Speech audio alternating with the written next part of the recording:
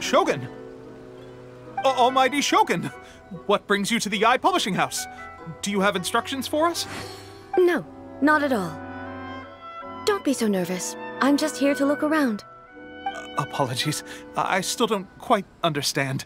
Are you here to look into the management? Or publishing regulations? Or fire safety measures? She just wants to browse your books. The Almighty Shogun wishes to read light novels? Yes. Any recommendations? The Eye Publishing House's novels are mostly targeted at the general public, and the content is all kinds of strange. I'm not sure we have anything quite to the Almighty Shogun's taste. I'm just here to try something new. There's no fun in reading the same kind of thing over and over again. Relax. It's just words on a page, isn't it?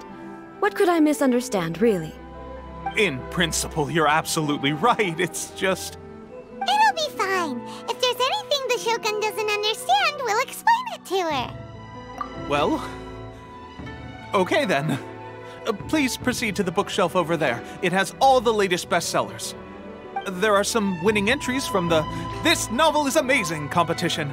I've just finished compiling them into a saleable form. Don't take them too seriously. It's all just a bit of fun.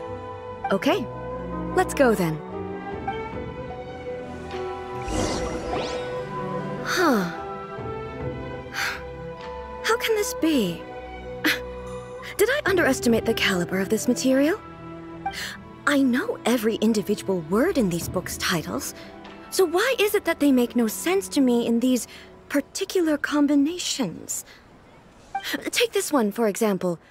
The good thing about being reincarnated as a hilly churl is that I only need to eat sunsettias to become stronger. It's so long.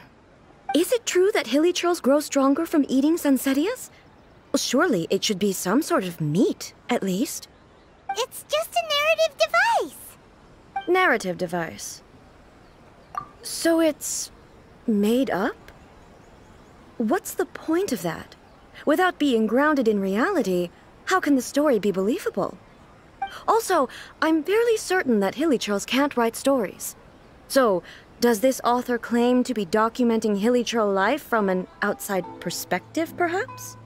Paimon's starting to understand Kuroda's reservations right about now.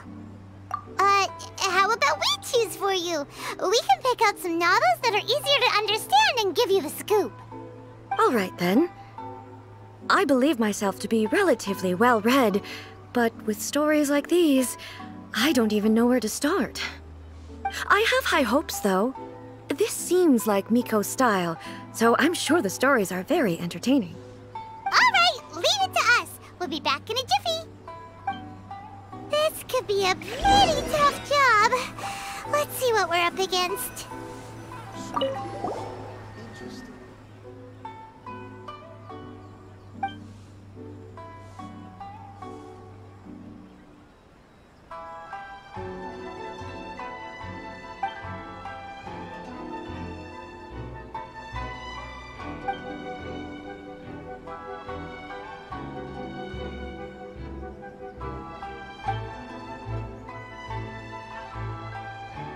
With a premise like this, it's no wonder Kuroda was nervous about letting A look around. Paimon thinks it might be best not to bring this one up with A. We might get the author in trouble. Well, if someone turned into Paimon and did a bunch of stuff this Paimon would never do, Paimon would feel really uncomfortable.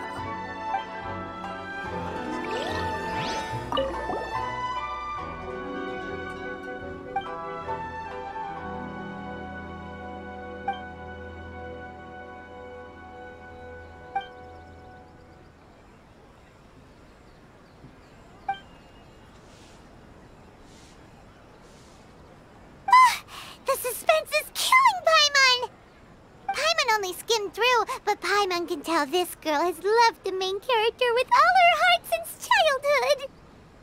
Yeah, she has so much love to give. She deserves it. The plot is really gripping, but Would A really understand this kind of mortal romance?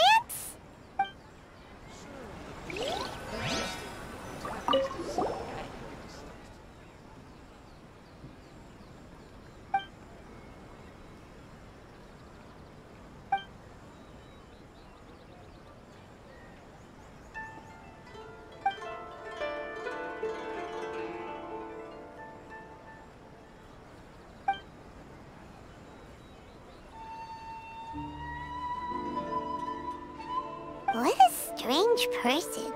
Why would someone want to be a novelist that badly?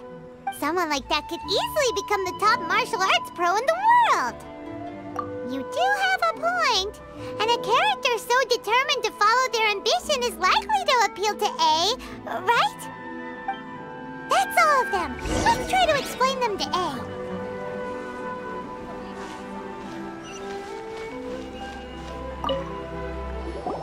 The looks on your faces tell me you found some good stories.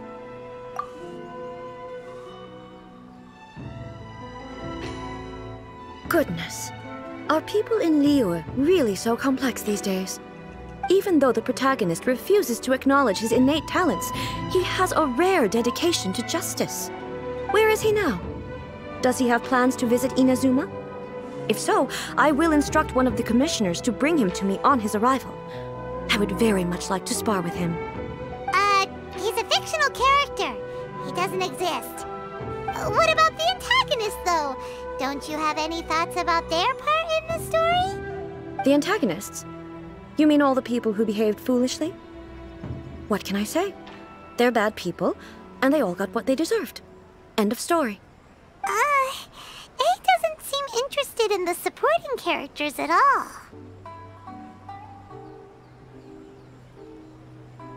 Hey!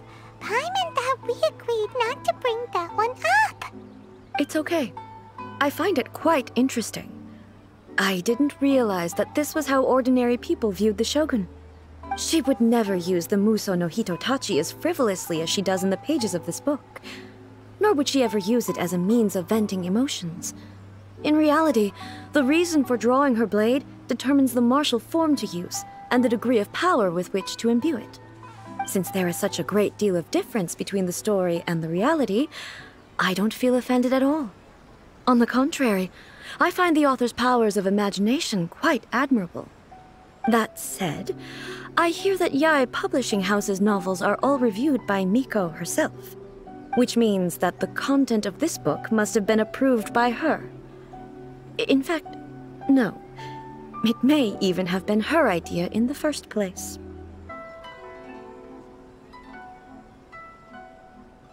Why are there 7 people all striving to have a relationship with a single male protagonist? Is this some sort of narrative device, too? Not really. It's a pretty normal story. You know, where the guy can only choose one girl in the end. I see. Yes, this is an important relationship, so he must choose wisely, but the decision-making process is a source of agony and conflict. So, could the author not simply add a narrative device whereby the main character could accept the feelings of all 7 admirers at once? Yes, that would solve it. That would be the most boring love story ever! Love. Narrative devices are truly mysterious things.